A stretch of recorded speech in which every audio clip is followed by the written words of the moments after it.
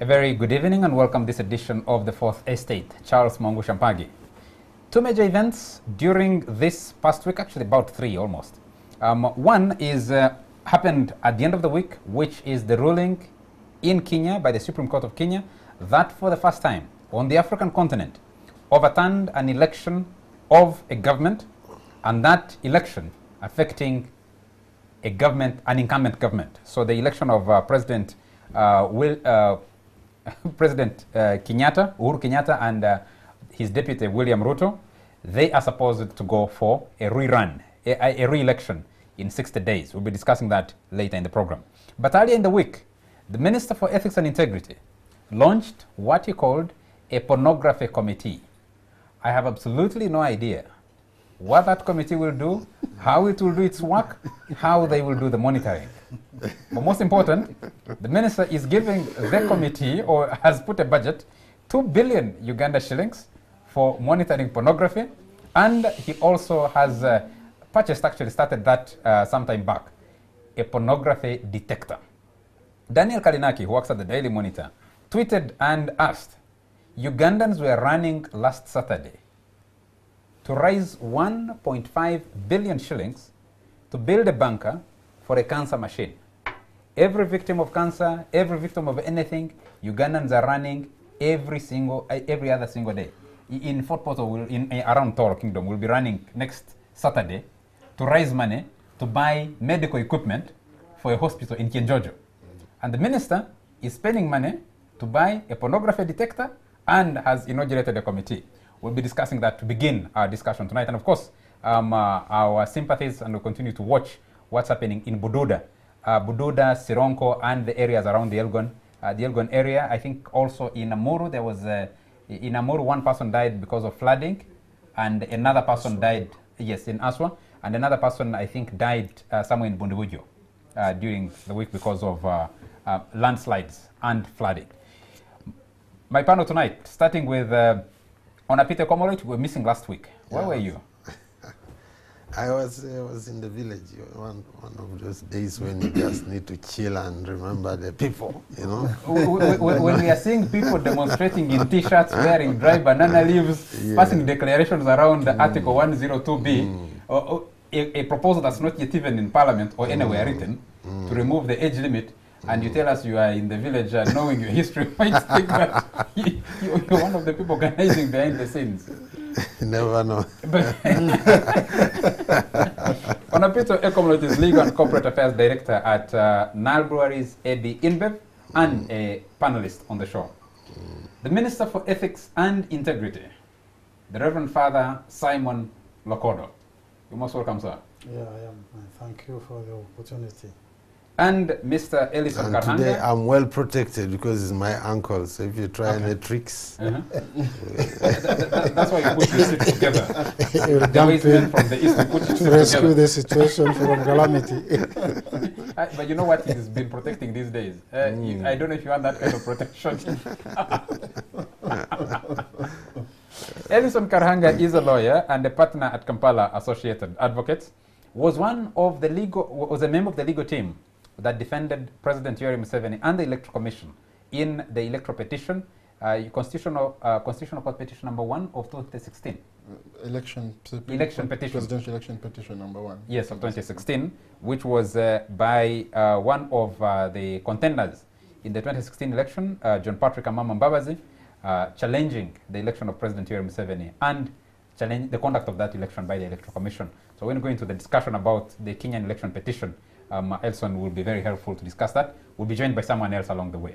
Let me start with the Minister. Honorable Minister, you inaugurated a committee, eminent men and women, largely women, the one that we saw. When we spoke on Tuesday, you were orienting them. I don't know what kind of orientation. What is that committee supposed to do? Thank you. I like to appreciate the fact that Ugandans are liberal. They want to behave and act as weights may dictate to them. But at the same time, I would like to appreciate the fact that this is a country that is guided by the rule of law. So there is some legal framework that somehow molds the behavior of the people.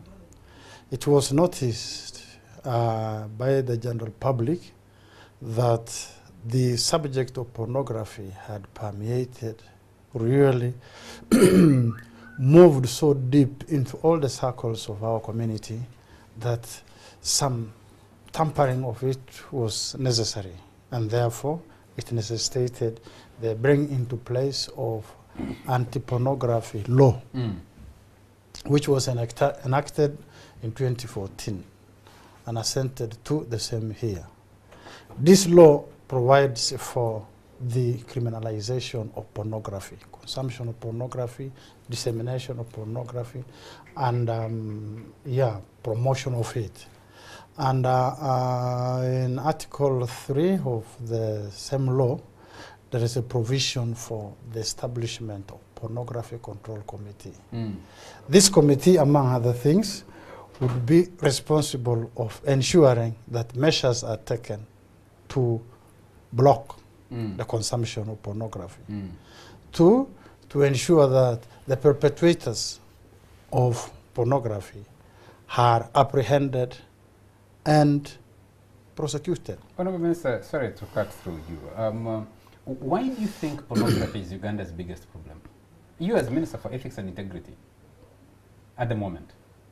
That's a very, very, very bad question coming from a man like Charles, because Charles, you know what damage pornography inflicts on our people, on children, on youth, and even to the adults. On your priority scale, really, Honourable Minister. Listen, I mean, Daniel questioned, and many people have been been having very many jokes about you. I've also seen cartoons in newspapers and on social media over the last week. If Ugandans have turned to charity, there are car washes everywhere because someone is sick and they can't find treatment. They are running. There is a run almost every other single weekend because people are suffering from ailments and there is no money, there are no facilities to take care of them. And you're splashing money on a committee, and I actually wonder how it fits in with the president complaining the other week in a letter that we have these mushrooming and planned and evaluated authorities, agencies, and now you're putting up committees. You're adding to the expense without... You see, you must always contextualize every action taken. One, I want to refuse to agree what you are saying, that the choice of spending money on this committee is not measuring to the urgencies that this country is facing. I want to tell you that this committee would go a long way in reducing other expenditures that the government is incurring now. Like what? Because of pornography, people are prone to free entertainment and misuse, therefore, of their bodies. Let me be frank here. And they contract STDs, including HIV, AIDS. You know what I mean? And then it pushes them. What's the evidence? Where is that best? Would you have a research that says so many Ugandans or this percentage of Ugandans is watching pornography, and as a result, they're engaging in this deviant behavior because they are watching pornography? And if you put it on a scale, where does it measure? How does it measure? Well, I have measured and I have established that pornography is a trigger to many other ailments that Ugandans are going through. You, as Simon Lokodo, has done the measurement. And my committee, of course, and my department of ethics. So you're saying that you sit in that office and think, what should I do now? So, okay, if you're not chasing after people involved in homosexuality or alleged homosexuality, for your information, you're chasing after people who are... The coming of any law is not a one man's making. It has to go through consultation, it has to go through investigation, and you know, everybody is brought on board. And it was not the idea of I need to bring you into this discussion. What do you make of this, of the minister's effort? Because I have interviewed the minister before, and I put this question to him. He can testify. I put this question to him.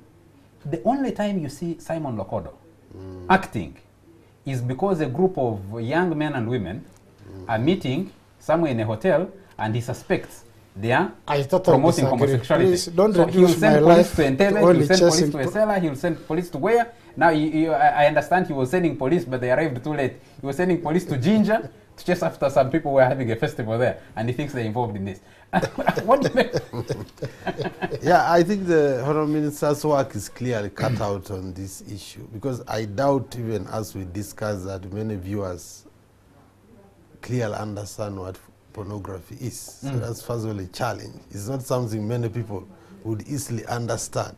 So I think the minister, amongst other things, needs to clearly explain, if it's explainable, what pornography is, so that the ordinary people whom he wants, benefit from this law, no, I must just take understand I take recourse to the law itself, in the ordinary language. In the definition of pornography, it is stated any representation through publication, exhibition, cinematography, indecent show, information, technology, or by whatever means of a person engaged in real or stimulated explicit sexual activities, or any representation of the sexual parts of the person for primarily sexual arousement. That is what we have been able How to do you put measure together. that? So it's quite okay. That being the case, it's quite a challenge, because I think this same debate took place when we had the homosexuality issue. I think we are now in a trap of global forces that we willingly subject ourselves to as sign of modernity. We have embraced the technology, we have embraced the internet, and it's coming with all its good and bad. So the scope of pornography in this case is just too wide. My argument has always been that this is one of those things that are really private, and they must be fought at private level. They must be fought at family level. Yes, there is an issue, but I don't think the state can successfully fight something like pornography. So because it's going to be taking place in a private domain. Very, very private domain. So there are a few cases where you may find in a video hall once in a while, but the majority of the consumption is taking place on mobile phones, on computers, in totally private domain. If parents, for example, have not brought up their kids to appreciate that maybe excess of this is dangerous and what, the minister's committee is just going to struggle. And this is one of those things that is going to remain a private challenge more than a state challenge. Minister, before you respond, Ellison, where does this fit? Because we have a lot of laws, and sometimes you ask, are these laws relevant? Do they actually help society? Do they fit in within the times? Okay, thank you very much. I have not given this particular topic much thought, I will confess. But with regard to laws, whether this is the most important law, we have very many laws. We have, for example, laws on tobacco control. We have a number of laws, whether we have all these laws and we have all these committees, and there are things we certainly need to look into. But I think that I agree with Honor that a lot of what the Ministers' Committee will be regulating will be things that happen in private and alone, when people are alone. However, I'm also informed that actually the Uganda Law Society has a nominee on this committee. So you are represented. So I think the Uganda Law Society is well represented. But one of the things, though, we need to go back on is the public space. What happens in our public space? I think the broadcasters in particular need to pay particular attention, not so much to pornography, but to really what we are putting out on the airwaves.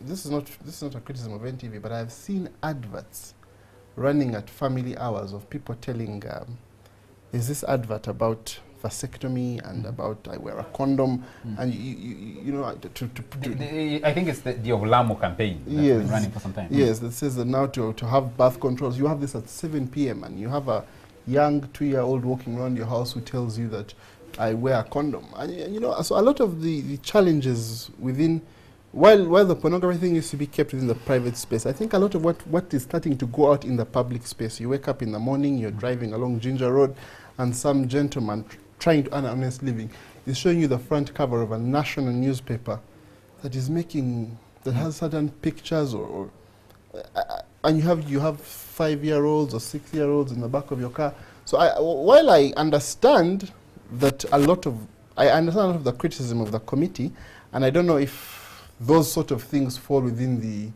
the scope of the committee, but I think that what happens in the private space, I think it's hard to regulate. I think it's also kind of wrong to regulate what's maybe happening within people's private space. But at the same time, I think what does go into the public space, what goes on our television stations, particularly these pay TVs, particularly maybe digital satellite television, DSTV or whatever, some of the things that are being shown at some of the hours where they are being shown, some of the language, some of the language that you put on a television at 2 p.m. on a Sunday afternoon, and somebody is simply uttering 4-letter words, 4-letter words, 4-letter words. I think many parents will be struggling with what they can watch, with what they can show their children. There's a WhatsApp thing that went viral about the cartoons that people are showing. Now, I'm told that what had gone out was false, but I think we need to, while I understand the concerns of people like Kalinachi that we are running for cancer, we're also trying to raise people in our homes, and I think what we are being shown, because these airwaves are public. I mean, if someone is on... There is parental control. DSTV has introduced, for example, parental control. You can manage. Okay. You can filter. That is this, using your own remote. But I think in many jurisdictions you probably have the times when certain shows can be on TV. And I think they should be, even on the radio. I hear you put on your radio as you're driving to work in the morning, and at 10 or 11 o'clock, many of these radio stations are conducting Senga-style services. Someone says they write in a problem. The problem is the problem is about performance at this time. Some people are not watching us doing certain activities. The problem is related to those activities. I hear you, Edison. My question to the minister is, what kind of diagnostics have you done with you have a whole team in your ministry to think that a committee is what you need, a machine is what you need, when the media space is controlled by the Uganda Communications Commission? There are mechanisms through which some of these things can be controlled. Media houses are licensed.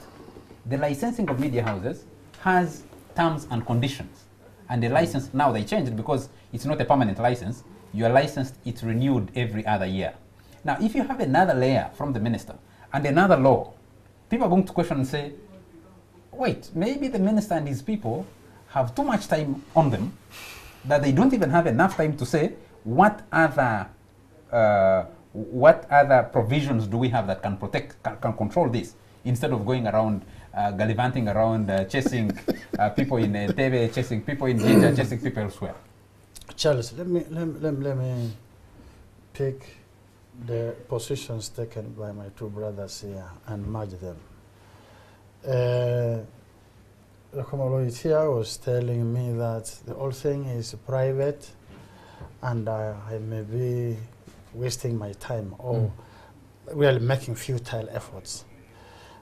But he has helped me by saying that really a lot is in the open about pornography. The TVs, the newspapers, the radios, the entertainment places there, those are not private anymore. You have just had me one time arresting 49 men and women who are having sex in one place. You found them having sex? Yes. Really? Where were that? Bakuli, in a place called I don't know what there. And all of them were arrested and they were all brought before courts of law. And all of them were charged. So it is not only private. This is, the whole thing has been so simplified that you can do it anywhere, anytime, with anybody and with anything. This is what we want to stop. So this committee, So how will this committee committee, stop that? this committee, as I said, is going to ensure that the consumption of pornography is, above all, stopped. Mm. 2, anybody who is found doing this or promoting this will be picked and brought before courts of law. Mm. 3, Can you go all the material, pornographic material, you go to our streets in Kampala, I am told, that after 6 o'clock, what is being sold there has DVDs. It's all pornographic. Because there is some guy in, William Street or somewhere, who does nothing but download these films from the internet, record them in these DVDs and sell them out. Then our people go and pick them there and go and watch them at home. So we're going to collect all this material and destroy. Can you? Come again? Can you? We shall, and we have got the propensity to do it. Give us time and you will see that happen. You made those promises to be a few years ago about your fight against but we have done a few things. And I'm wondering We have done a where few. we are. We have done a few things. A few Where things are like the what? homosexuals now? Are they not running away? Where are they running away? They're in the hideouts. Anyway, I want to correct this idea, this notion of machine. We have never talked of machine, but people are putting a word machine into my mouth. What I said was that there will be a development and acquisition, then installation of an effective protective software, okay, in electronic equipment such as computers, mobile phones, Did you procure, televisions. have you procured that detection. software? Yes. How much did you spend on it? It's not time to mention now because you're No, good. no, no. You're good at figures. You're a public minister. You You leave me account to the alone. public. What you're going No, to leave do? me alone. Why? Yes, you tell us, how much did you I spend? told you that I on got the 2 billion software? shillings to run this committee, and one of these functions will be to acquire and install You spent this software. $88,000. $88,000 acquiring software to detect pornography. I didn't say that. Okay, how much did you that's your spend? language. How much did you spend? The all total amount is 2 billion, which will run the committee as well as empower this committee to effectively fulfill its mandate. Why does the One of committee- them is the acquisition Why of does this. the committee need But 2 you billion? must Charles, also. Why does where the have you committee need been? 2 billion shillings? Eh? Why does it need 2 billion shillings? That money is supposed to do what? It has been broken down into activities at the committee. Yes, what are those activities? One is space, office space. 2, their remunerations. 3, their field work. And of course, other logistics that they need. Say if they want to go and benchmark somewhere. Ugandans watching you, these 2 gentlemen here didn't understand why pornography is such a big thing. Ellison told you he hadn't been following it. Ona obviously told you it is in private space, hasn't been following it. You have people sitting. There was a cartoon in one of the newspapers, I don't know if it was New Vision or Monitor, of people seated watching, and then someone can you check, is this actual pornography? There will be a committee to detect that and eventually even curb its consumption. But I want to return to I mean, I know you also a church leader. Don't you think this is a failure of such institutions? Because these are purely, in my view, you may call them moral issues. They are not really so much about the law. These are personal behavioral practices which are so difficult to legislate. And if we go by a society that believes that everything must be by the law, I don't think we are going far. What is the role of schools? What's the role of family? What's the role of the church and the mosque? Have you addressed bishops and all these people? Can I just add something small before you respond? Today, one of the most trending things on social media is an alleged church leader, a born-again church leader, who is sitting all in white on a regal chair, and people are kissing his shoes.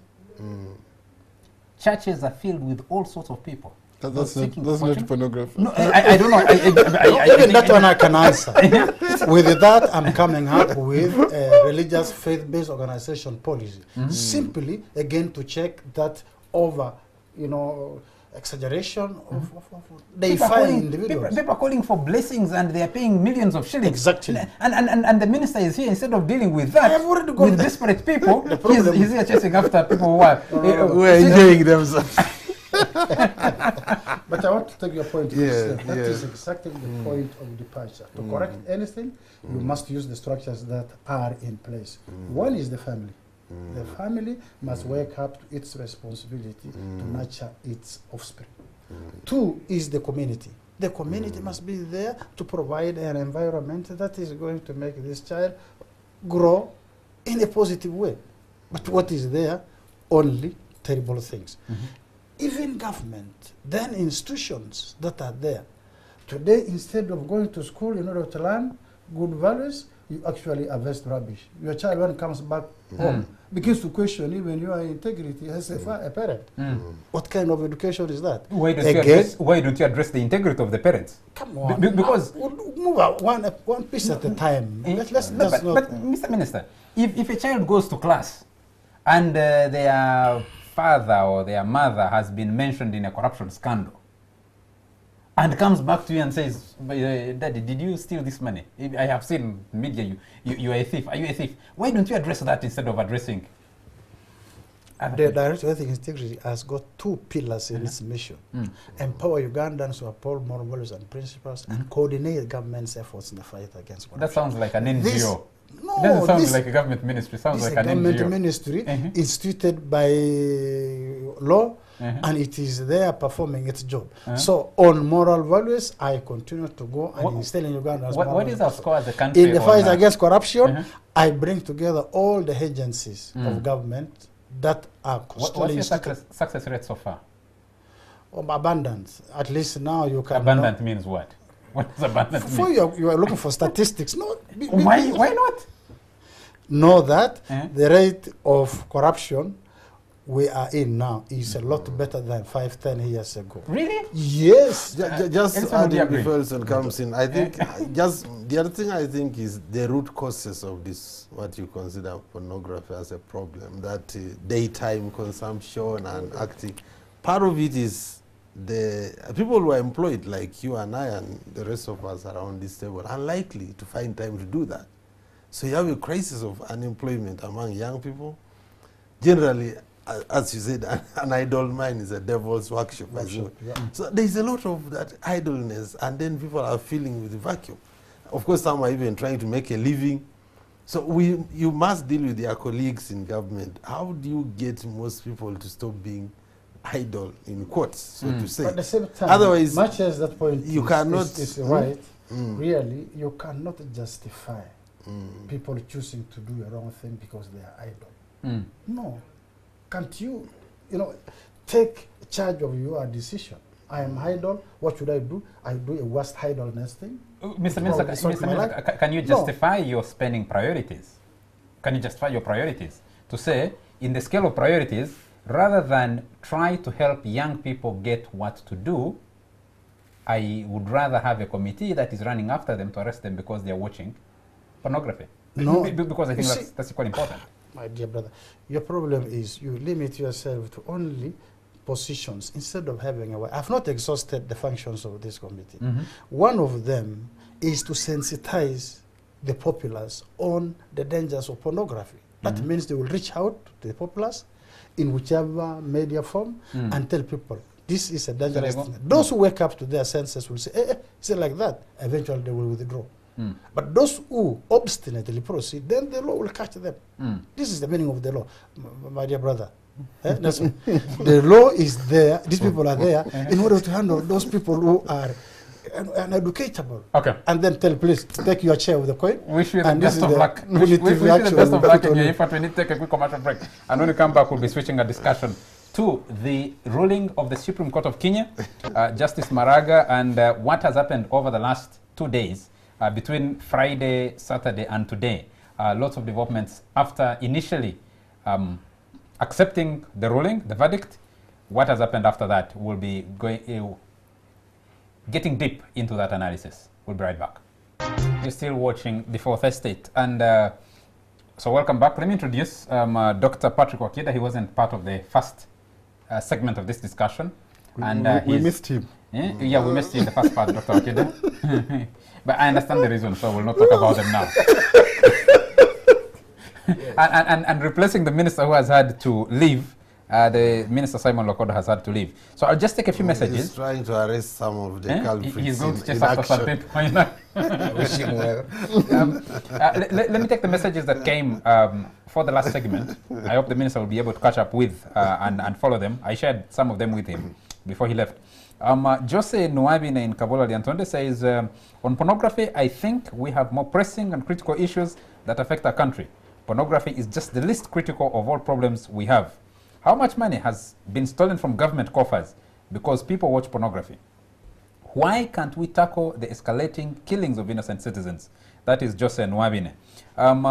Someone else here, Chobe Julia says, at this rate, Lokodo should also come up with a committee on passing gas in public. Actually, it's illegal. It's illegal. Another listener here. Yes, this is an elder. Tom Boyjana is in Fort Portal. He says, can he regulate what goes on in Mizigos and police uniports where parents have sex in front of children because they have no other space, but they must exist as families? And Nteja Sime says, Lokodo, among all evils bedeviling Uganda, is pornography the most urgent issue to deal with? What is that 2 billion pornography machine we read in papers? And then he says, lastly, how will you stop me and Onapito, I don't know why he's chosen Onapito, from watching pornography videos in our bedrooms? When are you closing down tabloid newspapers? The minister is unable to answer these questions, but I think I just want to share them because he's had to leave. We're switching to the decision of the Supreme Court of Kenya. Big surprise, the first on the African continent. Very few, I think Elson will help me.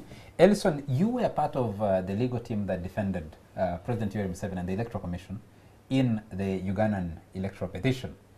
Dr. Wakida, one, you did research. You have done research, yes. Previous research on all our pre-polling research and post-polling, and I know you've been following closely the elections in Rwanda and in Kenya and this decision. And on a bit, of course, he's been in the trenches and out of them. Let me start with you. Were you surprised by the ruling? Did you expect it to come out the way it came out? I was surprised by the ruling. I mean, you have... I don't think we've had an election annulled on the continent of Africa. I think we've had maybe 2 elections annulled everywhere else in the world. So what you're looking at is an election being annulled. I think courts around the world take that duty very seriously and perform that act very rarely indeed. And after the observer missions had all cleared the Kenyan election, I was completely surprised that, including local and international observers, I was surprised. And everybody, it kind of had a proper feel, for many people at least. I was surprised that the Supreme Court by a majority took the decision that it took. But it's a decision that the court took, and you have to commend the people who went to court, Mr. Odinga. You have to commend the Kenyan system for really not interfering at all throughout the hearing of the process. You didn't see any statements from President Kenyatta or Deputy President Ruto. You didn't see any form of political mobilization. I think they really, at least the participants really respected what we call the sub judice rule.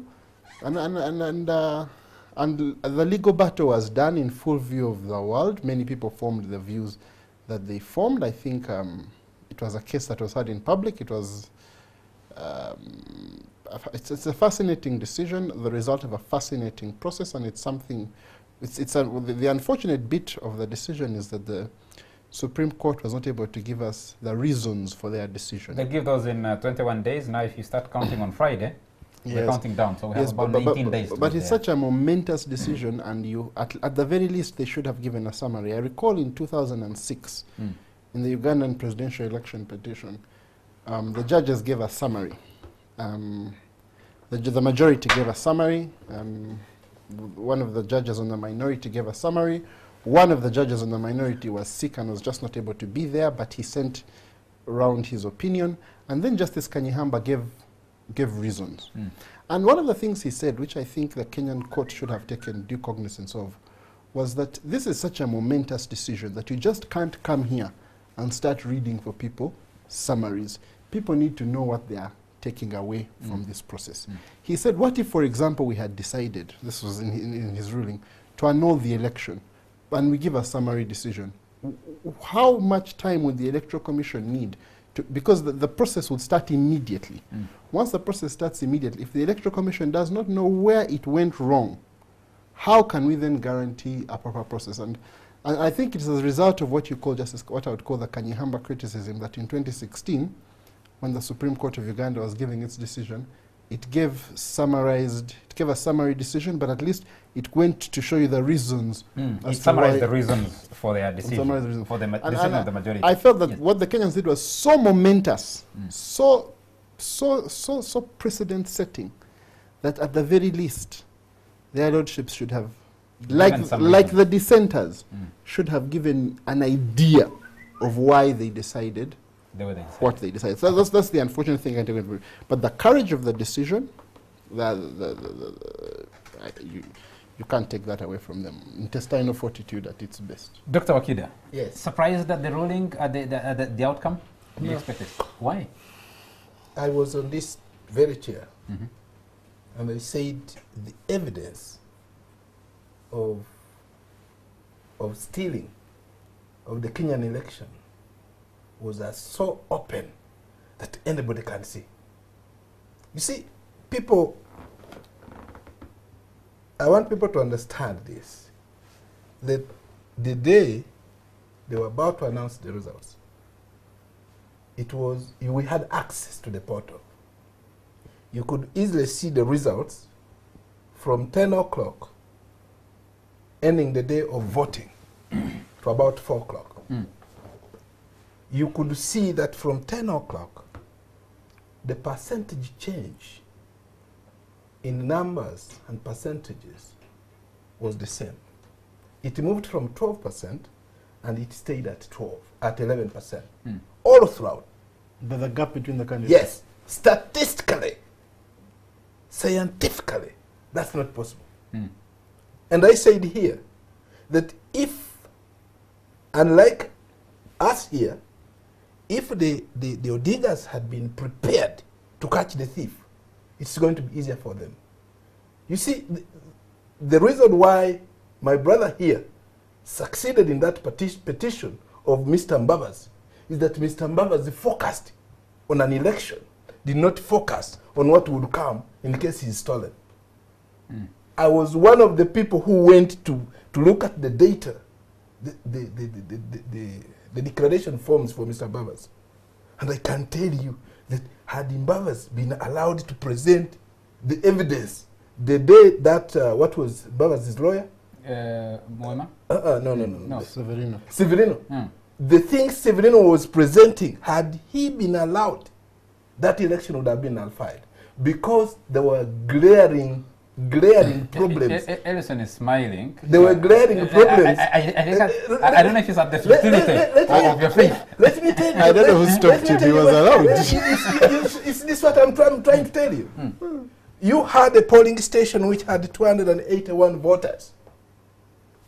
In the Electoral Commission tally, it had over 800. How do you explain that?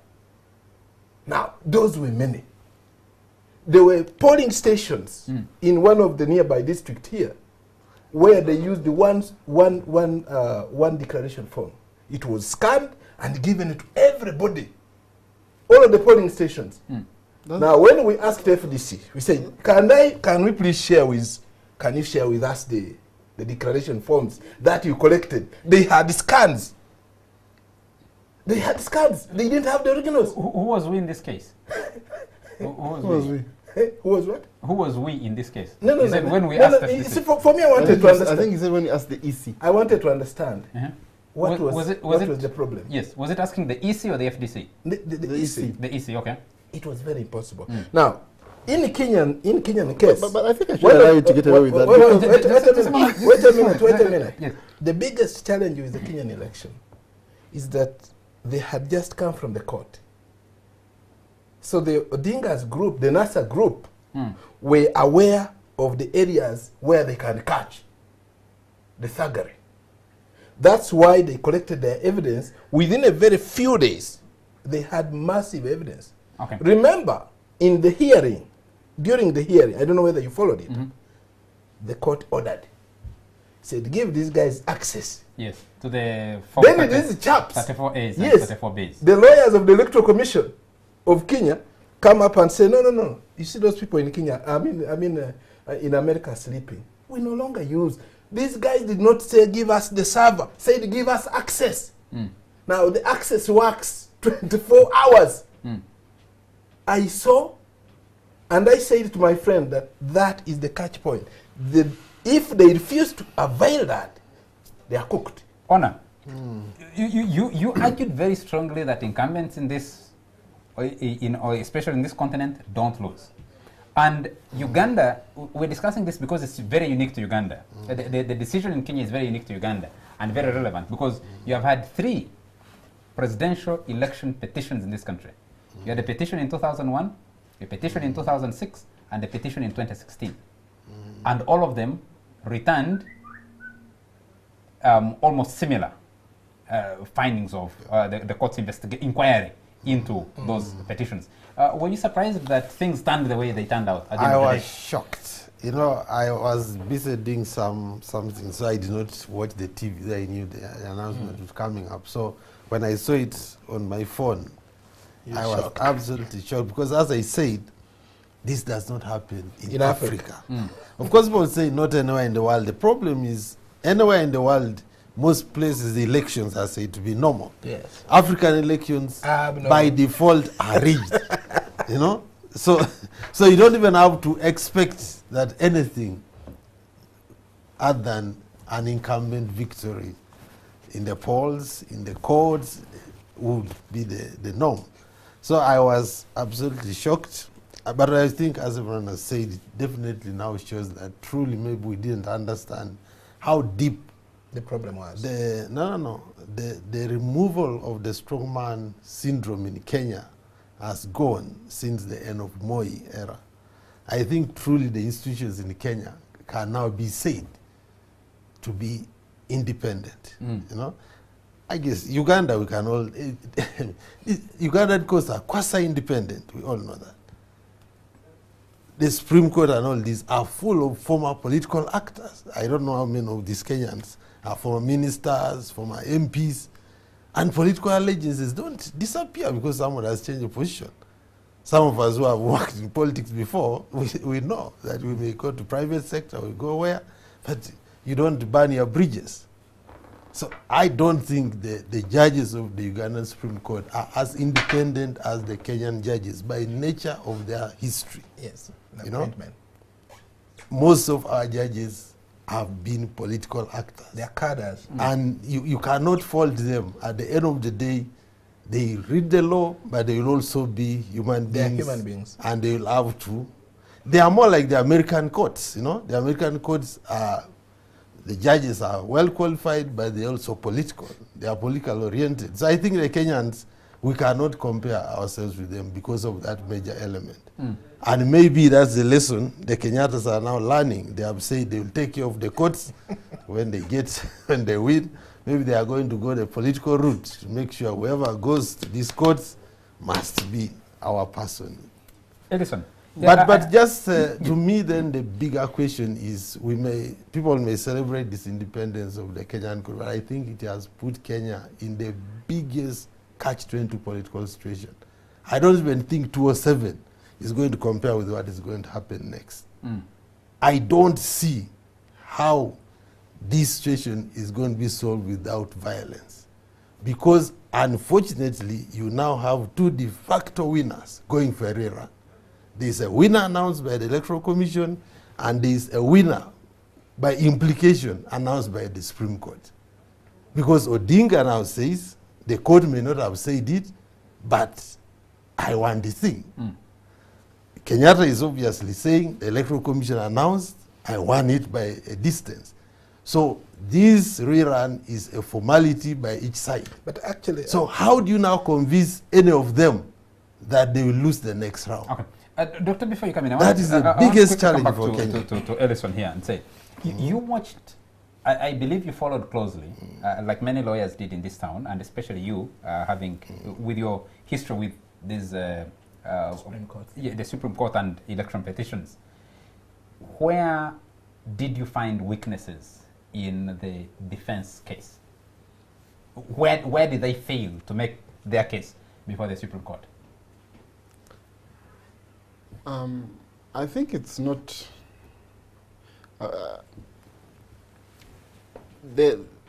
First of all, to be honest with you, I did not find or think that that was the clearest or most winnable petition. Unlike my brother here, I think from what was presented, I actually didn't think they would win even on the substance of what was presented. Where I did find weakness, though, was not on the side of the president's team, or the side of President Kenyatta's team. I think the IEBC team in particular did not seem to take seriously the issue regarding transmission of results.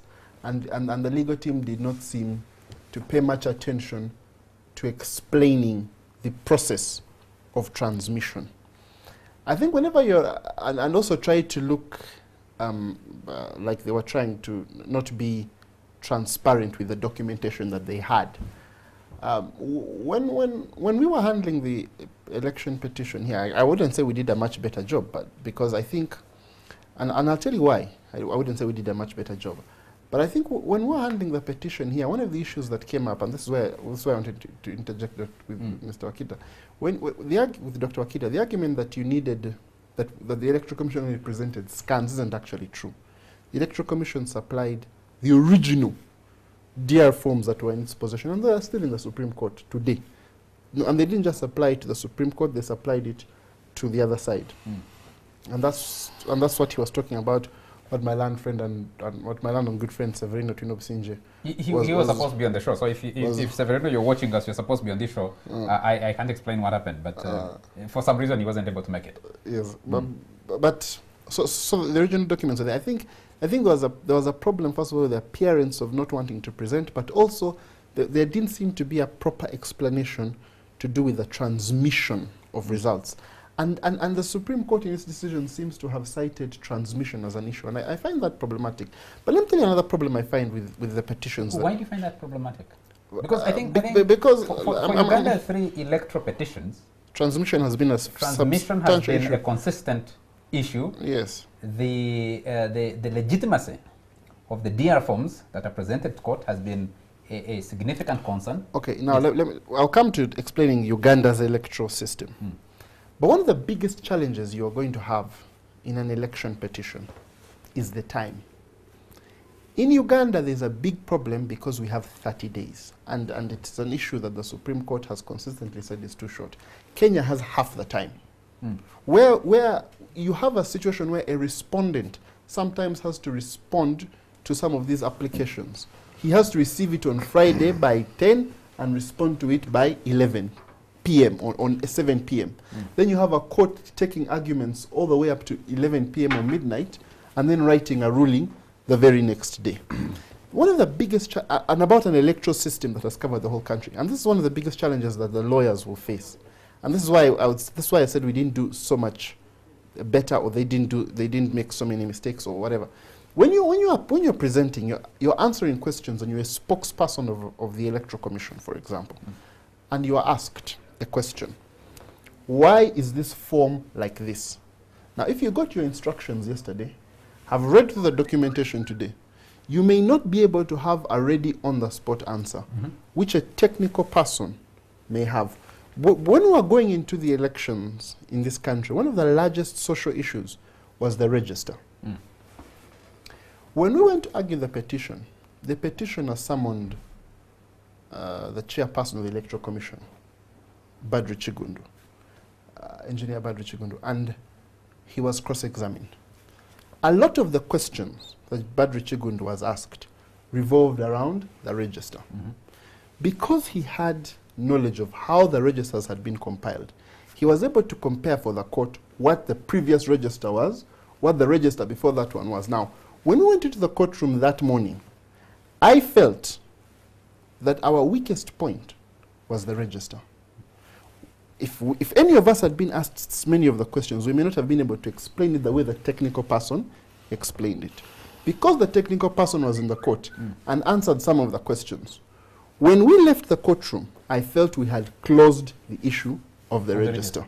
Now, if I had been at the bar making some of the arguments and taking some of the questions, because even the judges passed some of the questions on, I don't know if I would have been able to answer. It's one of the biggest challenges with election petitions is A court is interfacing with documents and with lawyers, so many documents that the lawyers themselves are some of them. But Charles, Charles, this is, look, in relation to the Kenya situation, these all legal arguments are redundant.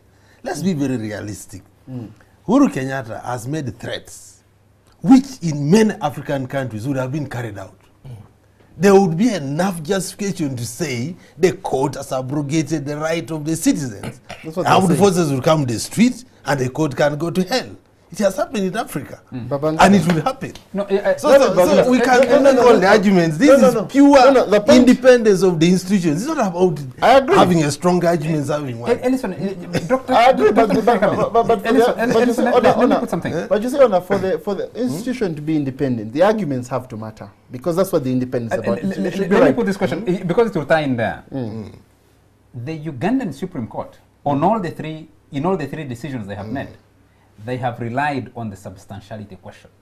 Some people say that is a dubious legal refuge introduced in the presidential election petition law in Uganda. So, do you think that you won your case on the merits of the legal arguments, or by the judges finding convenient refuge in the substantiality test, which the Kenyan Supreme Court has walked away from?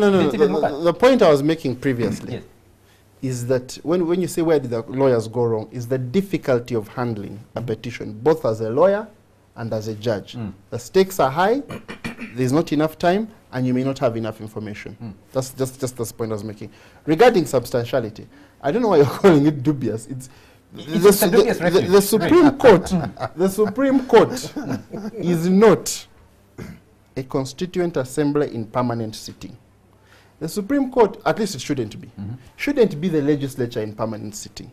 When Ona was a member of parliament, they made a law. The job of the Supreme Court is to interpret the law that they made.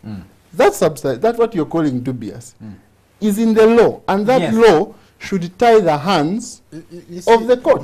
And that's primarily the question, because of everything that is presented to the court. The discovery of a section, a corner in the law. No, Charles, it's not a corner. And let me explain to you what it is. In my view, it's not a corner. What the substantiality test is, it is a test, it is really the test of substance. Does this election reflect the will of the people? If the answer is yes, we shall uphold it. That is simply the meaning, in my understanding, of substantiality. But you see, the idea of arriving at the will of people using numbers, when those numbers are not. The substantiality test is not about numbers. What is the substantiality test? No. There are two things. Has the election been held substantially in accordance with the law? That's what we call the qualitative test. For example, the Constitution provides that you must declare the results within 48 hours. If you declare those results within 96 hours, that election will not stand. That you have passed your constitutional threshold. Substantiality will not protect you. So there is substantial compliance with the law. Have you held this election substantially in accordance with the law? Secondly, the qualitative test. Does the result of this election on the evidence before the court reflect the will of the people? That's the qualitative test. So substantiality is quantitative and qualitative. And what substantiality is doing, it's protecting, because you see, you can say, for example, say... Just let's reflect a little bit back. Let me give you an example. You can, for example, say that, the Electoral Commission, when it declared these results, it did not have all the returns from all the all the districts. Like it was in Kenya. Yes, you can say that. It didn't have all the returns. Now in Uganda, the law says you must declare the result within 48 hours. But it also says that you shall provide the return, if you're a returning officer, within 1 week. And it says the commission must declare with returns. Now you can say, okay, you didn't comply with the law with declaring with returns. But in the circumstances of this, what happened in the legal circumstances can be understood. So yes, the court can say, look, on the register, you should have done the following 3 or 4 things, which you did 3 out of the 4. That's non-compliance. because you didn't do all the things you should have done, somebody was denied the right to vote. Everybody has a right to vote. One person being denied the right to vote is non-compliance. If the whole electorate, only one person didn't vote, that is non-compliance. The court cannot overturn the election on the basis Because of one person. of that non-compliance. Because substantially, you have complied with the law, and substantially, the result is reflective. I find something curious, and I need Doctor to come in, but I find something curious. For the 2006 election petition in this country, and 2001, the bench unanimously found that the Electoral Commission had fallen short of compliance with the electoral law. And the ruling was hinged, as it did in 2016, was hinged on the substantiality of the will of the people. And before On the Dr. substantiality of the will Dr. of the people, Wakida not on comes the in, law. But that isn't true. dozens of parliamentary elections get quashed on those arguments. They do. Okay. So when it comes to presidential, No. You see, I don't want to be unfair to you because you let- didn't speak in this, you didn't come back. I'm sorry, gentlemen. Can we take a break? And when we come back, we'll start with Doctor and pick this discussion up because we've stretched the break a little bit. for us, he contacted us. Welcome back, Doctor. midnight. Doctor, we're back on air. someone is saying, I am surprised that 6 independent honorable justices who ruled in favor of Uhuru Kenyatta in 2013 have now become just 6 people. Uhuru is losing a big deal, in my view, by trying to belittle the Supreme Court. Yeah, of course. We'll come to discuss that in a moment. So thank you for reminding us. Someone else is asking that we read the substantiality rule in law. What exactly is it? Section This is 59(6). Robbins Mwehaire. Another viewer here is saying, just a moment. Yes, Joss again is saying, my understanding is that if there was non-compliance or lack of integrity on the part of IEBC, it must have affected both parties in equal measure. But be that as it may, Odinga may make history by losing an election twice in 1 year. But we must thank him for choosing a non-violent path by seeking remedy from court. And we hope for a Kenya where a Luo can freely walk in Kiambu and Eldoret, and where a Kikuyu can freely walk in Kisumu and Mombasa. Mwabi na Jose. He sounds like Kennedy. Dr. Wakida, is it the same electoral commission that is going to administer this coming elections? Exactly. I can predict worse violence than happened in 2007. And Teja Simwe wants to agree with Onapito there. Onapito. Yes, Doctor, you didn't have opportunity to speak. Yeah, Yes. I think, well as we try to project what will happen in Kenya, the biggest question that we must be asking ourselves, so who is going to conduct the elections? Because the NASA group have said these are criminals. They rigged, they were found guilty of rigging.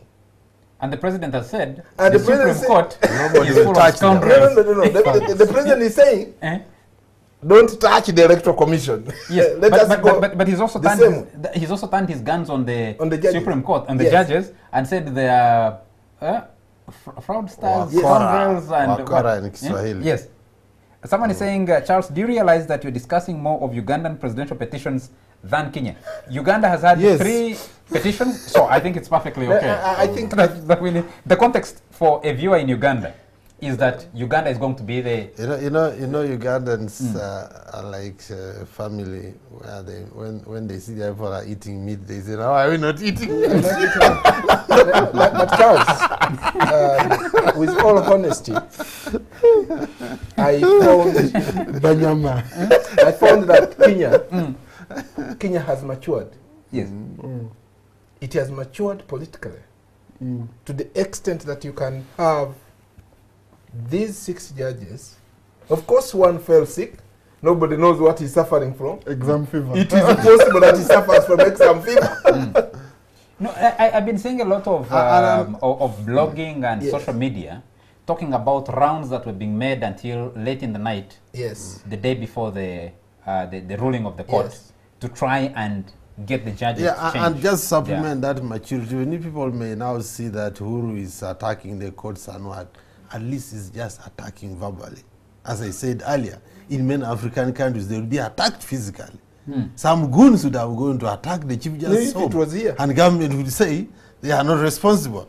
I mean, they are asking for There are 60 days. The 60 days. And, it may still happen. and the president appears, the president and his deputy and the Jubilee appear to be rallying the people to attack the against, chief yes, justice. to attack the judges. Against the court. Others Yes, against also the rallying to protect That is him. the biggest problem. There may be a coup before I that. took an interview in before I think the week they announced the results, and I said everybody is projecting chaos in Kenya. This time it's not going to happen. The reason why it was not going to happen is that the principles of chaos are now the present. They have tested the egg. They are going to be conscious on whatever decision and statement they make. That's Mr. Ruto and Mr. Uhuru. And indeed, they did not talk about that election until the ruling. Okay, I have some callers. I need to bring them on. And for our viewers, during the break, Severino Tuinobusinje, who was a lawyer for Amama Mbabazi in the Ugandan election petition, on the opposite side to Ellison Karhanga, called during the break and said, gave his reasons why he couldn't make it to the show, and we might be able to get him on the phone, and he'll explain, because Dr. Wakeda, you referred to him. Yes. I was with him actually. Gentlemen, The numbers. let's discuss the political question which you are raising. Yes. You think that Kenyans learned their lessons and the ICC was a major deterrent? The language being spoken, the language spoken by President Uhuru Kenyatta and William Ruto immediately after the ruling has drastically changed. Actually changed with the first rally he did immediately after that, and has changed with his subsequent engagements. Yesterday he was meeting with elected officials of Jubilee, and where he really had very tough words for the Supreme Court and Justice Maraga, because they're mentioning Maraga directly. It's without. very unfortunate that people praise systems when they go through. If Mr. Uhuru had been declared free of this fraud, he would be celebrating. But because he was caught, pants down, pants down, I can tell you that that election, even me who is not a lawyer, I was able to see the problems within it. There was no way. Look, if you choose to use technology, you should know that you have limited methods and mechanisms for manipulation. The reason why the Odingas asked for the server was not to see how many votes came in there. They wanted to find out, one, was it tampered with? Two, how many logs were made during that night or between that period?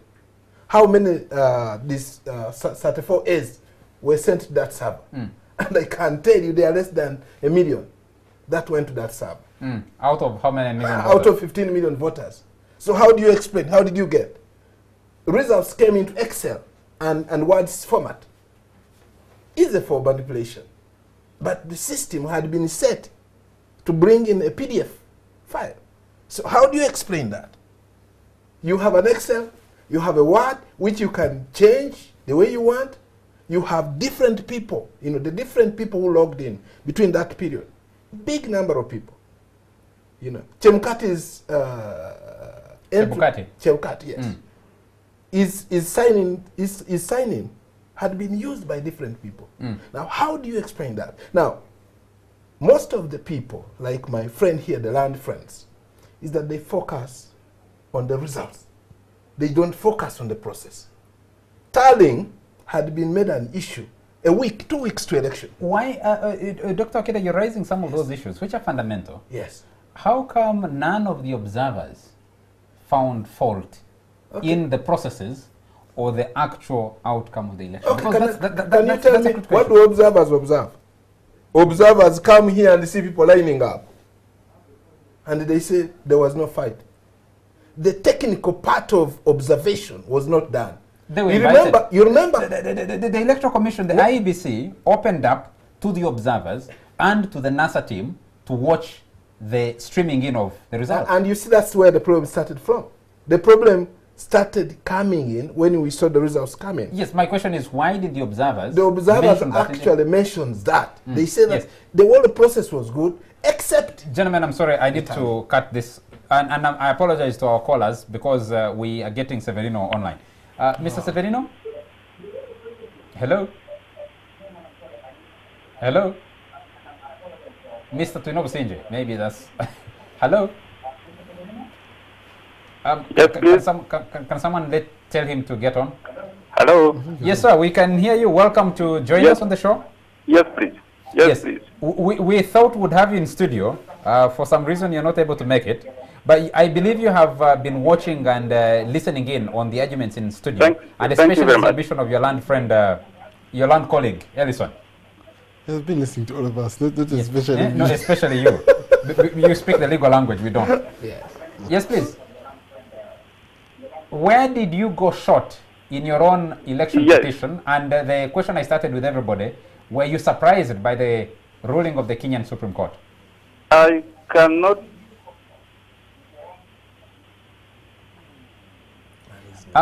Can you please turn down the volume on your TV set? Because if you listen to I yourself am not able to hear you. Yes. Can you turn down your TV? Or I'm not able to hear you. Can you turn down your TV? Turn down the volume on your TV set. Thank you very much. Okay. The question I first put, Mr. Severino, was... Hello? Hello? Where Can you hear me? Yes, we can hear you very well. Can you hear us? I think the network is not good. Okay, we'll break the line and call you back. Meanwhile, we'll come back into the studio. We're going to break the line and call you back in a bit.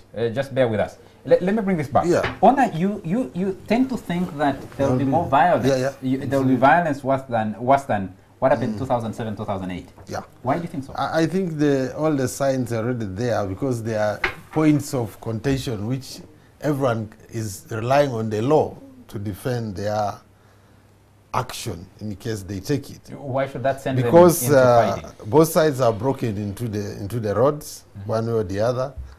Odinga's supporters already they are chanting, some are defending the Chief Justice, and if anything happens to him, maybe not necessarily caused by the government, there will be a reaction. Like in his home area, people are already demonstrating. And even I think trying to remove him will even cause more demonstration. But I think really what will cause real violence, the decision as to who will hold the elections. I think the Odingas are going to try by street action to stop the Electoral Commission, the current one. Oh, they are going to go to court, but is the court now going to be allowed to make any ruling? Who is supposed to allow the court? I mean, the government has to. I even fear that maybe Kenyatta will get some advice from smart people in the courts to actually stage a state coup in these circumstances. Especially if he can allege that the Odingas have stopped the IEBC from functioning and the constitutional period is ending, so we need to restore order and legitimacy. Hello, Mr. Tuinobusinje, can you hear us now? Hello? Mr. Tuinobusinje, can you hear us now? I still don't think. Please talk to us if you can hear us.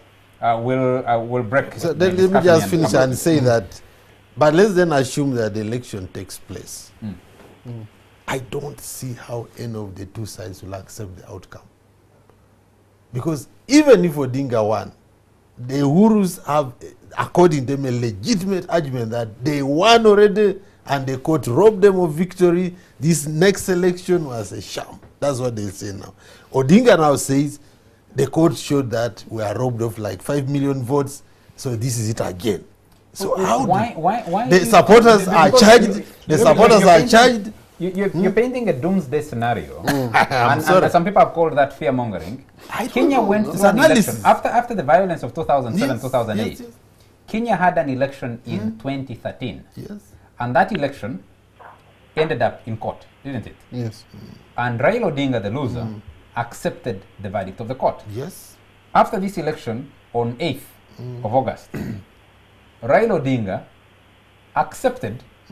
No, challenge, did not agree, did not accept the result, but rather than go to the streets, he decided to go to court. And President Uhuru Kenyatta has accepted the ruling of the court so far, and so let's go back, and has accepted to go back to the vote. Why do you think that things will change? He's accepting for a formality of another election. That's the way he's projecting it. And I think even in his heart, he believes that's how it should end. It should just be another formality of satisfying him as the winner. What do you think? So suppose he doesn't win, how will he react? I think that Ona may be onto something. However, the important thing to note is that Kenya is not just having a situation of building institutions, but also leaders. What is being called for right now is a lot of leadership on the part of Raila Odinga and on the part of Uhuru Kenyatta.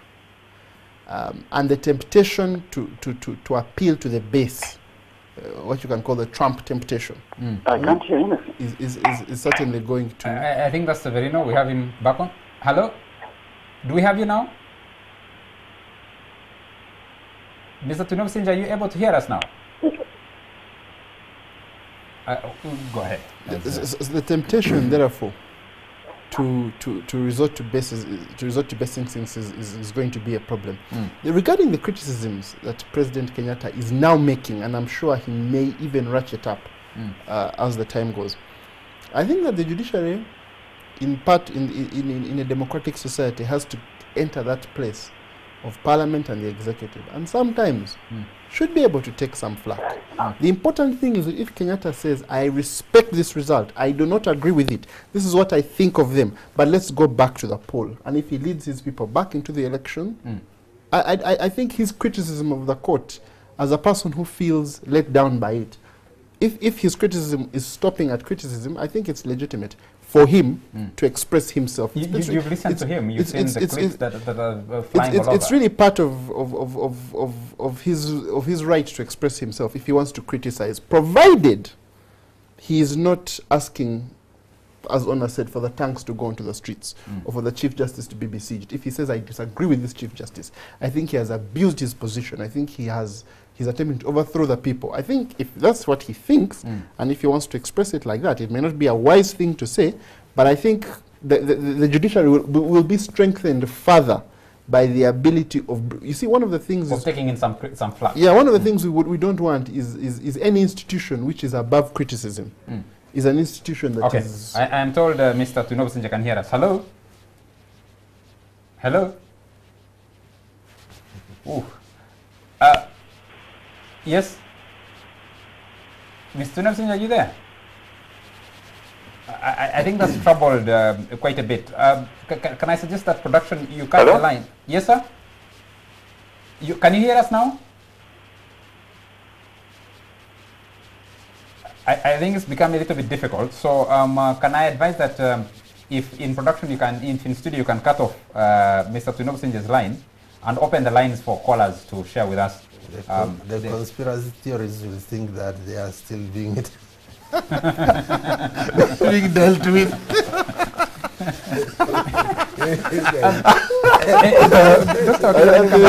There will be no airtime in the studio. Let me come back to you. What are the likely scenarios? You have that 10% gap. I don't know if you did polling specific for the Kenyan election and what your findings were and what that projects for the next. I can ably tell you that the elections in Kenya were very close. There was no 2-point difference. 10% is close, isn't it? No. What you saw in the final tally was about 1.4 million people. But it is the result of the problem you are seeing, the nullification of the results. That there were results that were logged into the system that did not exist. Okay. So you can't use that. But I want to go back to my brother Uhuru Kenyatta. When you attack your own institution, you kill your own government. Because you remember, he runs the government of Kenya, which is 3 bodies: the legislature, the judiciary, and the executive. Now, once you start to attack part of your own body, if it's a snake, when it starts to bite it's off, then you know it's about to die. Well, judges elsewhere have been advised to deal with cases of chicken thieves and stay away from. Well, yes. well, those are chicken thieves. Yes, judges have been asked where they were. I have listened. I hope you can quote the UK, United States of America. What Let me pick a caller. Let me pick a caller. Hello. You need to broaden your quotations. Hello. Hello. I can hear there's a call online. Can you take that? Hello. Hello. Hello. We can hear you. Turn down the volume on your TV set. Hello? Yes. Turn down the volume on your TV set. We're getting an echo in the studio. Yes. Hello? Yes, sir. Your name and where you're calling from? Okay, now, Yes. That's better. I think Maja's elections were carried. Your name, sir, and where you're calling from? Was okay. Mm. But remember, Odinga's heart, Odinga was so much emotional that he would even lead people to chaos in Kenya. Mm. So for the Supreme Court, what they did was okay for a rerun of elections Okay. to avoid bloodshed. Thank you. He was greeting from the Kenyan side. Okay.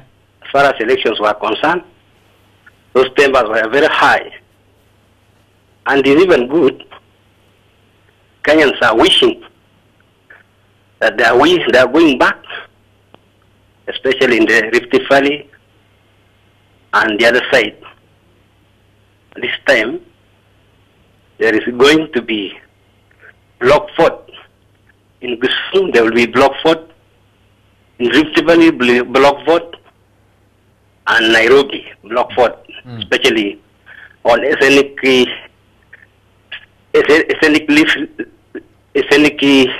way of voting. Okay. Thank you very much. Thank you. I'm sorry, we may not take very long contributions because we need to have more people contributing. Do we have another caller? Hello? Hello? Hello. Yes, sir. Your name and where you're calling Hello, from? how are you doing? Good, sir. Your name and where you're calling from? This is Ankton. Yes, please. I hope you're hearing me. Yes, we can hear you. Go ahead. For me, this is the dilemma that we have in Africa. Sure. Not only the fact that we have leaders who don't want to go, but we also have opposition leaders who never accept a vote. And now that's a very big dilemma. Because look at it like this. When you look at Odinga and his party, the party was beaten at all levels. When you count the number of governors that NASA is having, really, they are taking so far above their half. And they are taking most of the members of parliament. Now, who are those people that voted, that were voting for Odinga, but they never voted his party? Now, some of the times, because I'm one of the people in the opposition, and I'm also advising the opposition in Uganda, that, when anything is smelling and we check it down there, we must find it, all else, everything is just delusion. I also understand the judges of Uganda when they said that there was no substantial evidence. Redoing the vote is very expensive, not only in terms of money, it is also very expensive in terms of emotions. Everybody who is involved, people are going to die again, and something which is going to occur again, except if we are sure that in case we repeated the vote, that somebody else could have a chance to win. But if somebody is beating you by something like 3 million votes, where are you going to find them? Okay. So some of the time I can understand, because if you are saying these people are thieves, they are going to come again and prepare the same vote, and they are going to steal it again. Are we going to repeat 10 times? Okay. What is the intention of this all? I want... We'll try and answer that. The doctor is the guy with the numbers. Doctor, could you hold it? Let's just speak a few more so that we respond at once. Hello? Hello? Okay. Yes. I think the previous caller is missing the point. Would he rather have wanted Odinga to go on the street? Of course not. Odinga went to court, and that was good. I agree. Does he say that people should not go to court because there can never be a nullification of results because of substantiality, which you're saying? Of course not. People go there as a remedy. And I really want to uphold the NASA group. Just imagine that Odinga had gone back to Kisumu and said we have been rigged, but we are not going where? No, he could have just staged at his constituency in Langata. Exactly. Yes. And says we are not going to court. So going to court is very good. And the judgment that the Kenyan judges did was very good because it has now created confidence in whoever will lose an election. Okay. Can I pick a caller? Hello? Hello? Hello? Hello? Did you lose that caller? Okay. And I think also people are assuming that because there was that margin, then the problem is that the court has basically said that that margin Was artificial. is not valid. Yes. So I mean, and Odinga believes that it was not. So but we are relying on something which has already been Nullified. disputed. Yes. So maybe a repeat, if at all it were going to be under different circumstances, may will show a different result. Okay. Hello? I don't know. Hello? Can I take that caller? Hello? Hello? Yes, sir. Can you turn down the volume on Hello. your TV or radio? Hello? We are getting an echo because your TV Yes, volume I'm is up. getting- Yes, turn it down. Yes. Yes. Your name, sir? Hello? Please turn down the volume on your TV set. Listen to us. Okay, don't try to I'm listen to getting yourself. you now. Okay. You know, Dinga is a very funny man, eh? Yes. Your name, sir, and where you're calling from? He does not accept any defeat. And this time, he's going to be defeated. And I don't know what will happen to him again. What is the basis You know, of your opinion? he saw one Eh? who reacts What very is the basis seriously of your that he can opinion? lead people to Okay. chaos in Kenya. Okay. So what the Supreme Court did was also good, like slowing his temper down until next win by Uhuru, he will not do anything. Okay. He will just accept defeat. Thank you very much. So that causing blood. Thank you. You see, Charles, that Thank you, sir. Let me pick another one. Hello. Hello. Hello. Hello. Hello, yes, Charles, good evening. Good evening, sir. Your name and where you're calling from? My name is Simon, I'm calling from Kampala. Yes, Simon, go ahead. One, like Dr. Wakeda said, I think the previous two callers really are failing on the point of holding a fair and democratic election. You cannot blame the court, or you cannot blame Odinga on the basis of saying the voting is very expensive, you know, that he's going to fail again, that he should accept because he has lost previously. The gist of the matter was the election free and fair? And the gentleman also next to you, I think, communicating the principle of substantiality gets the point wrong, like it was in Uganda recently or in the past few elections. Because, for instance, if asked if tanks are rolling on the streets, what is the number of the people that have been intimidated and do not find the election interesting, or do not find themselves going to their polling stations? If two people are shot dead, how many people do you think how many choices have been influenced? How many people have been how many people's decisions has been influenced in the negative direction? So the element of substantiality is terribly flawed, and I think the Kenyan Supreme Court has had three questions to answer: whether the election was conducted in accordance with the Constitution or the enabling law. Yes, I think I would like to end there my submission. Thank you very much. Thank you very much. I see someone here. This is Jude Kagoro. I think he's in Germany. He says, the doctor is very biased and superficial. The ruling was a populist move and could rattle Kenya into pieces. We can't just praise before we clearly see what happens. I agree with Napito 100%. Margaret Baguma says, there was a demonstration in Nyamira where Chief Justice Maraga comes from, saying why should they attack their own? And others claim Uhuru Kenyatta is under influence of something. I don't know what that something is. The viewer here who says, okay. Yes, His the view viewer is who the says, influence of victory. Yes, who says, or maybe read the Kenya Constitution, especially on presidential elections.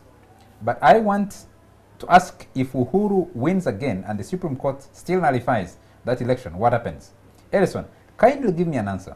Because the IEBC took over a year to organize an election that has been nullified, and now they have only 60 days. So, how credible will it be? Or maybe it can only be challenged once.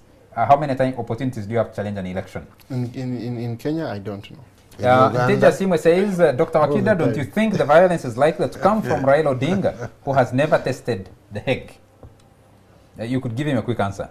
No, I think if Odinga had wanted violence, even with 44% clean votes, he would paralyze Kenya. But the chap chose to go to court. And everybody actually should respect him for that. That he had, people can, you can have 15% and still paralyze the country. This guy had 44%, close to 45% of what was declared. But of course, there's also another.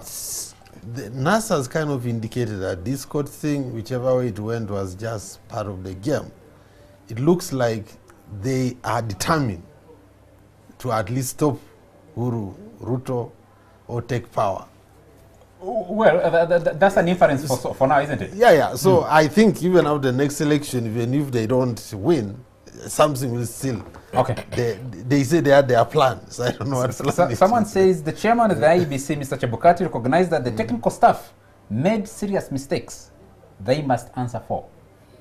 Don't say it's NASA only against IEBC. Why do you omit such in your discussion, or it's a deliberate choice you made?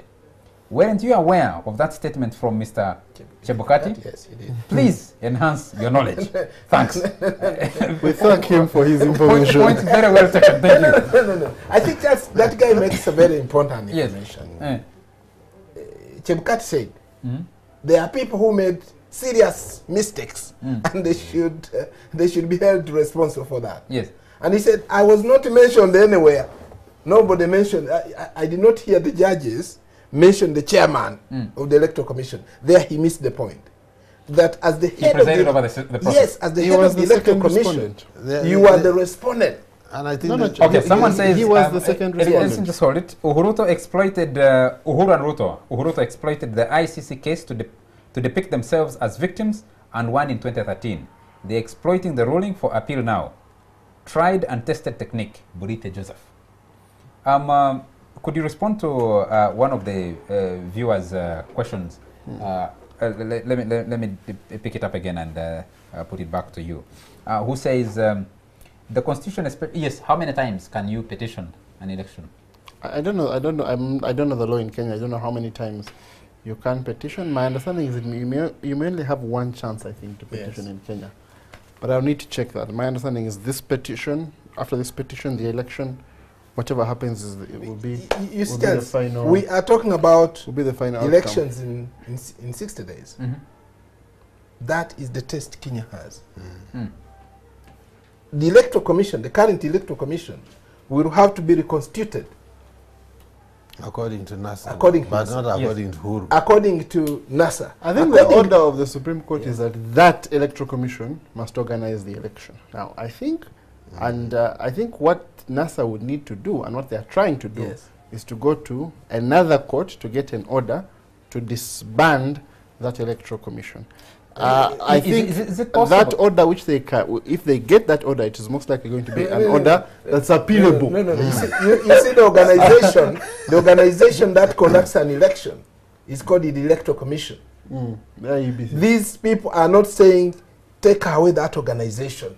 The commission, but the people who mismanaged that election are victims. There is a lot of focus on. There's a lot of focus. There's a lot of focus on that savvy guy, the CEO. Yes. Everyone seems to think he was, I think, the problem a is Jubilee agent or something. the problem is that these guys have got a longer contract. You can't remove them, and to remove them, the parliament must sit, constitute a committee to hear him. Then the president must sign. Someone talked about one of the callers. But the larger challenge, of course, is that you don't have the reasons for the court. So if I was IBC, I would say it's premature. They may have annulled it for another. They may have seen something else, which is not me. So. Two quick questions. Doctor, someone talked about the majority being defeated everywhere else. Where does that fit into this discussion? Majority defeating who? Yes, Jubilee won majority seats for CMAs. They call them CMAs, the Constituted Commissioners.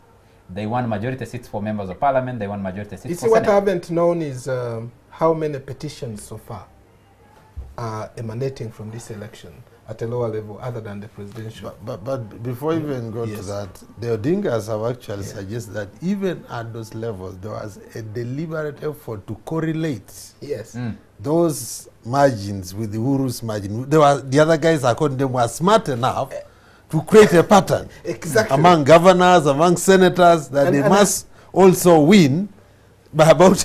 No, how to do you show that explain? Jubilee's support was all spread out. How do you explain? Wait, how do you explain a big number of governors and mayors who got 54.85? Getting the same percentage as the The president. same percentage. Yes. So that was leading to that problem. But again, what we can only say. I saw that on social media, but I don't know if I think the answer to the... it's accurate. I don't know if that's actually the result. I saw it on social media, but I saw in court. I saw in court people were producing different results. Some got 60, some got 51, and so. But I think I think a lot of what we see on social media, social it media is taken with a pinch of we must salt. take it with a pinch of salt. But I think for the viewer, the important thing is the law provides for challenging not the entire electoral process, but for a particular election. Yes. And in this case, what was challenged was the presidential election. The other elections are challenged differently. No, we don't know how many. I think his point was that if you've lost in all of them, where your vote? I think that was his point. But on a broader level, I think Kenya is going through a very interesting time. Kenya is becoming the laboratory for constitutional law for the region and the continent and even the world. I'm sure that the decision that we saw coming out of the Kenyan Supreme Court is not possible out of the United States Supreme Court. I think we're also seeing a very important position of judges in society. In the United States of America, it is even a campaign issue, who you're going to appoint onto the Supreme Court. You go and you say, these are my Supreme Court nominees. And you campaign that I'm going to... And as the court becomes an integral part of the body politic, the nomination of judges and the control of the courts is going to become a significant part of our local politics. But I think for now, what Kenya needs to do to avoid the doomsday scenario that Unapito raises is the leaders need to rise above it. So far, I think the leaders have really tried as much as they can, in spite of their emotions, to restrain themselves. And so I think Raila Odinga has proved to be a giant in the region in fighting for the democratization of Kenya. And I think that alongside him, his nemesis Uhuru Kenyatta has played also a significant part also in taking Kenya down the democratization path. And I just hope that as they move down that path, the more difficult days that are ahead, I hope that they will be able to rise above it. The other thing we learned from Kenya is this. Kenya, the Kenyan political process, much of it is a result of a political consensus. That they have a new constitution that they agreed. Yes. They have electoral rules that they agreed. Yes. Even when they disagreed, they went to court and got solutions that they agreed. What we learn is that even after you get political consensus, every time you climb one hill, the only thing you discover is that there are still many more hills other regions to climb. That's why I see Ruto in particular, who is of course feeling the most aggrieved in this because they think they are postponing his rise to the presidency. They are ruling out the possibility of power sharing, but I don't think that is out of question. It is out there in the horizon. That may be another possibility. But that's something you'll have to give in. Do you think that Raila will agree to become I don't executive know, prime minister but like something was you'll have to give between it. 2007 and 2020. There may be enough paralysis to again say, with all the interest in the world Doctor, the around future for Kenya, Kenya? they say, I actually sympathize with the Kenyan people because the way it stands now, it's complicated. it is. I have listened to Ruto, I've listened to Mr. Wuru. Their tempers have gone out. Every time they have had an opportunity to address either a press conference or a rally, they have used very harsh words. Now let me tell you, for them they have the capacity to manage their emotions. They are people who can never be able to manage that. Thank you. And that's my worry. Thank you. Just one small clarification. The American elections, they do not have a centralized electoral commission like we do. They have very Each many state, different. They are regions. Each state states, yes. organizes its own elections with its own rules, own legal system. So the appeal to the Supreme Court comes from like an individual state. You cannot Yes. have a universalized Presidential petition. presidential petition. Trump's opponents are pleading that the Supreme Court should also nullify his victory. Yes, and then I think one other significant thing is that for lower level judges in the United States, But we've had they in our can- times yes, Bush Gore, yes, Bush Gore, which was an out of appeal from the yes. Florida Yes. Supreme Court. And the political rise to a position of a judge in the United States It's by election. is by election. And therefore, anyone who is vying for the presidency, the constitution of the Supreme Court, if you know a Republican will pick conservatives, Democrat will pick liberals. So the lines are drawn. No. clearly. Supreme Court, they appointed. Yes, the appointment, the way they are constituted, you predict from who is running and what promises they make. State attorneys who are Yeah. elected. So Those yes. district level. yes, even district judges, district judges at that level are elected. They compete and get elected. Gentlemen, thank you very much for making time for the show. We got to bring this to an end. I can hear people trying to get through on the phone. I'm sorry we can't take your calls, and thank you very much for those of you who managed to get through. Apologies to those who are not able to get through. Thank you very much to those who sent in messages, and each one of you who listened in. Thank you very much to, let me see, I'll just take these messages. Patrick Rubongoya says, NASA is double-edged. They are also building a case for continued reforms. That is why they should go all the way, including suing the implicated commissioners and the IEBC staff. Thank you. Another listener here says, Kenyan politics and voting pattern is tribal. There are 5 major tribes in Kenya, namely Luya, Kikuyu, Luo, Kamba, and Kalenjin. In order of numbers, Jubilee has only 2. The second and fifth on the other hand, NASA has 3. Number 1, 3, and 4. It is very difficult to believe that Uhuruto won. The results were engineered. Definitely, I tend to agree with the ruling. And Tom got back to us, Tom Bojana got back to us and says, in Uganda's case, the court's ruling was based on the magnitude of the irregularities, which were not substantial to warrant the annulment. Kenya's was spot on. The IEBC failure to conduct a credible electoral process. True.